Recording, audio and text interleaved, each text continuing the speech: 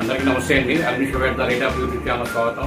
నేను మీ కేశవ ప్రసాదం. నేను మీకు ఈరోజు వీడియోలో కొంతమంది ఆలస్యంగా బ్రష్ చేయడం, లేదనుకోండి బ్రష్ చేయడం మానేయడం చేస్తుంటారు. అలా చేసేవారికి ఆరోగ్యంలో కొన్ని మార్పులు అనేవి సంభవిస్తాయని తెలియజేస్తున్నారు. చూద్దాం.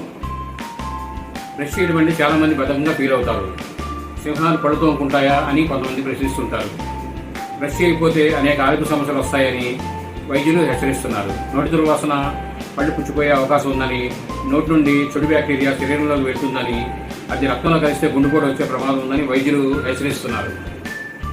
పళ్ళు తోముకోకుంటే పోయేదానికి గుండెపోటు తెచ్చుకోవడం, పళ్ళు తోముకుంటే పోయేదానికి గుండెపోటు తెచ్చుకోవడం అవసరమా అని వారు ప్రజల్ని అందరినీ ప్రశ్నిస్తున్నారు. కాబట్టి ప్రతి ఒక్కరూ మన నోటి శుభ్రత పట్ల శ్రద్ధ వహించి, మన శరీర శుభ్రత ఎంత ముఖ్యమో నోటి శుభ్రత కూడా, దానిలో ఉన్న నోరు కూడా అంతే శుభ్రత అనేది అవసరం కావని వారు తెలియజేస్తున్నారు.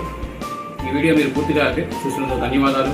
మీ మరిన్ని వీడియోలు చేయడం కోసం లైక్ చేయండి, షేర్ చేయండి, తప్పకుండా సబ్స్క్రైబ్ చేసుకోండి. మీరంతా థ్యాంక్ యూ.